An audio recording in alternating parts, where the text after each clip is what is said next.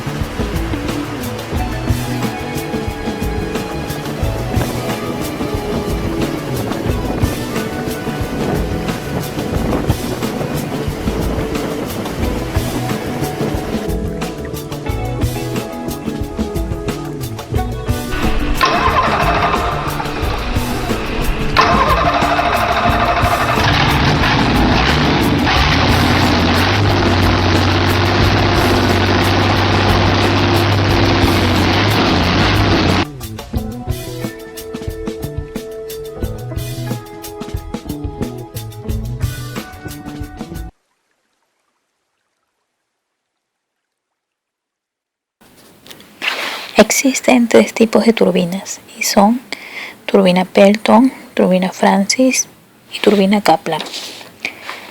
El sistema de funcionamiento de la turbina Francis es de paletas y es móvil.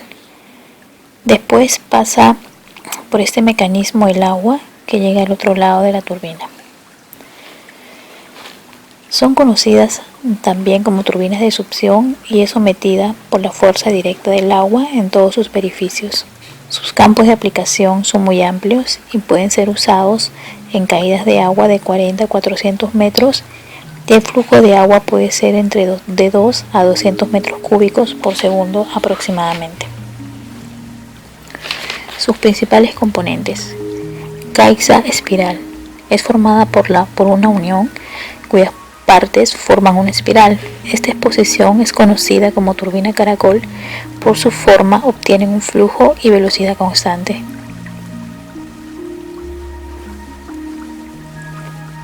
Rotor.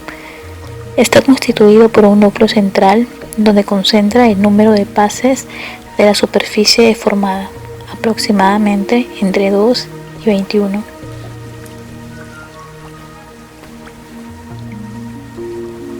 Eizo de turbina. Es un tubo de seda de agua.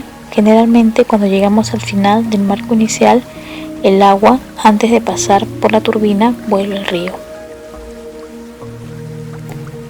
Paz de rotor. Son construidas de bronce para evitar corrosiones y complicaciones. Esto es según su longitud o inclinación, mayor o menor según nuestra turbina, dependiendo de la altura y la caída del agua. Ahora veremos el montaje de turbina Francis. Como sabemos, el montaje de cualquier turbina Francis está dividido en tres partes. La primera de ellas corresponde al montaje del eje. En el eje se montan diversos elementos, todos ellos claves para que el funcionamiento de la turbina sea óptimo. Primero se monta un casquillo de bronce para reducir la fatiga que pueda soportar el eje, sobre el cual se coloca un sistema de sellado. Luego se coloca un rodamiento a volaz y finalmente se coloca la pieza clave en el conjunto, el rodete, el cual puede ser radial, diagonal o casi totalmente axial. El montaje del distribuidor. En el distribuidor de la turbina Francis es el elemento que controla la entrada del agua al rodete. La pieza clave del distribuidor son las paletas directrices que, como su nombre indica, dan el sentido adecuado al agua a la entrada del rodete. Generalmente el número de paletas que se coloca en el distribuidor suele ser entre 12 y 21.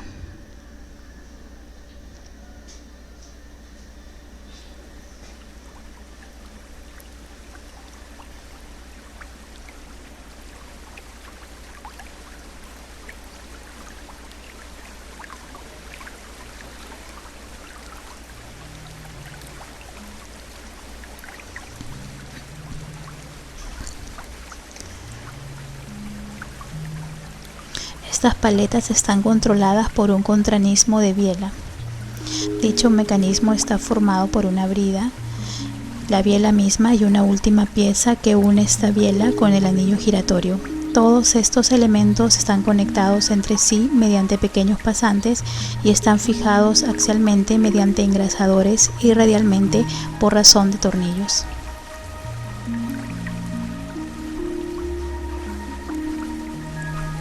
El anillo giratorio que origina el movimiento suele estar controlado por un pistón hidráulico, representado por una manilla enérgica.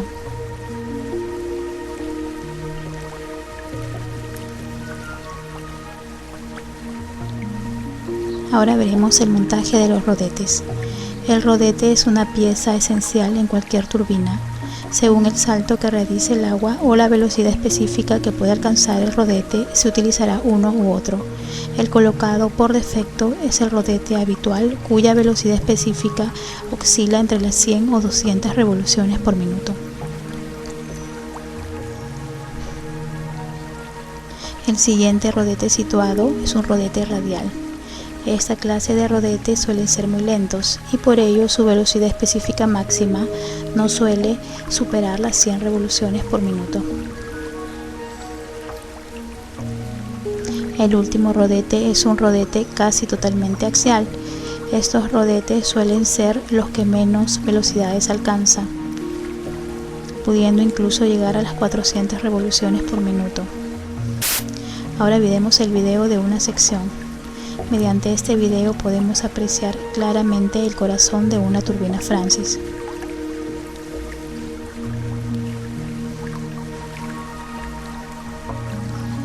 El giro giratorio en la imagen en color ocre es impulsado por un pistón hidráulico que, según cuanto gire el anillo, se abrirán más o menos las paletas hidráulicas. Y al seccionar una cuarta parte de la turbina, podemos ver que cada pieza está ajustada mediante tuercas.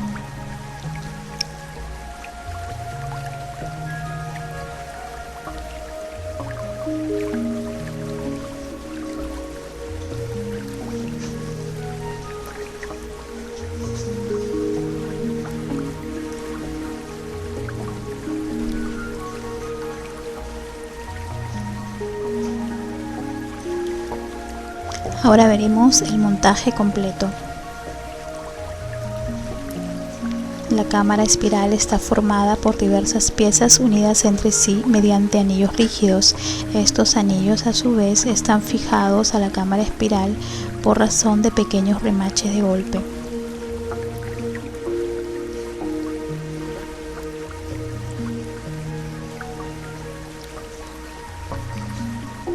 En la entrada de la cámara espiral se coloca un descargador para evitar la entrada del agua cuando el rodete por diversos motivos se pare. En esta zona se coloca una válvula de mariposa. Después se coloca el distribuidor. Este está unido a la cámara espiral mediante tornillos de sujeción.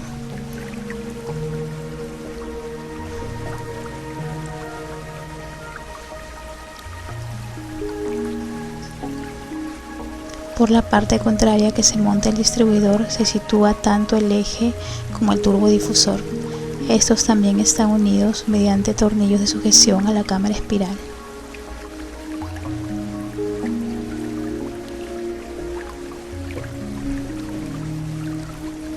Finalmente se colocan dos bastidores que sujetan el eje de la turbina y que unen este con el acoplamiento para así poder transmitir la transmisión del generador.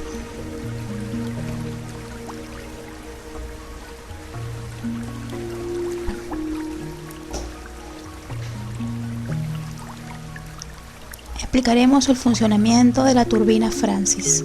La entrada del agua de la turbina se realiza por la primera pieza de la cámara espiral.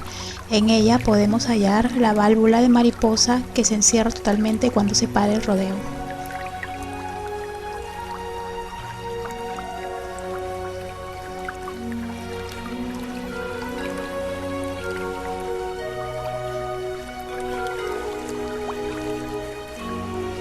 El agua fluye por la cámara espiral hasta llegar a las paredes directrices. El anillo giratorio en la imagen con un color ocre es impulsado por un pulsor hidráulico, representado por una palanca. Según cuanto gire el anillo, se abrirá más o menos las paletas directrices, que son las que regulan las que liberan el agua al rodete.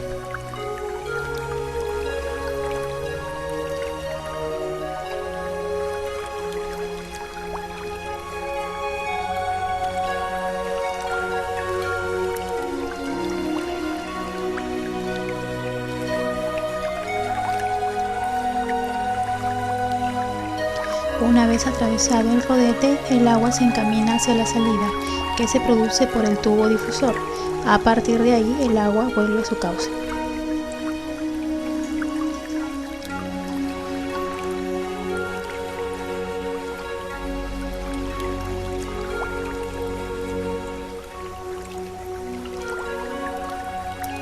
Y el movimiento giratorio provocado por el rodete hace girar el eje de la turbina y asimismo este se transmite al eje del generador eléctrico por razón de un acoplamiento.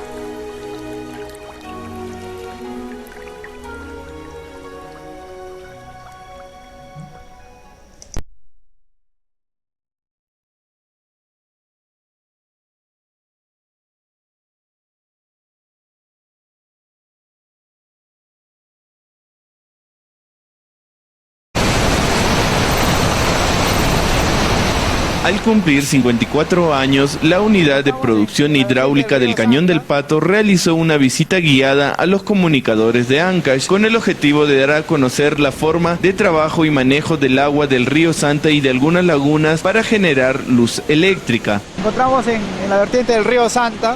El río Santa es un río, es el principal río de nuestra región, que tiene su naciente en la laguna Conococha y arrastra o discurre las aguas de todo el callejón de Huaylas. Entonces es en este lugar donde inicia la central oficialmente, porque aquí tenemos unas compuertas de captación donde nosotros captamos un volumen de agua para ser transmitidos a través de un túnel de conducción de 9 kilómetros hacia la central. Entonces es aquí donde nosotros tenemos dos compuertas. Esta es una primera compuerta y una segunda compuerta donde se capta todo el agua hacia lo largo del túnel de 9 kilómetros de conducción para llegar al pique y finalmente caiga el agua. Y lo que nosotros aprovechamos es la fuerza de la caída del agua para poder generar y para poder mover las turbinas y para poder generar la energía. El Cañón del Pato está ubicado en la provincia de Huaylas, al margen derecho del río Santa. Esta hidroeléctrica fue concebida por el sabio Santiago Antúnez de Mayolo y en la actualidad cuenta con un equipamiento de primera mano que permite un trabajo acorde con las necesidades del país. Cuando finalmente sale la energía que se genera dentro de la central, para desde aquí ser distribuida hacia la línea de transmisión que se va hacia el callejón de Huaylas, y la otra línea de transmisión que se va hacia Chimbote, que se va al sistema interconectado nacional. Entonces finalmente es aquí donde se distribuye. Esta es la parte final, así como hemos iniciado en la Bocatoma, que es el inicio del proceso de generación. Aquí ya se tiene el fin del proceso de generación, porque ya es desde aquí donde se distribuye la energía.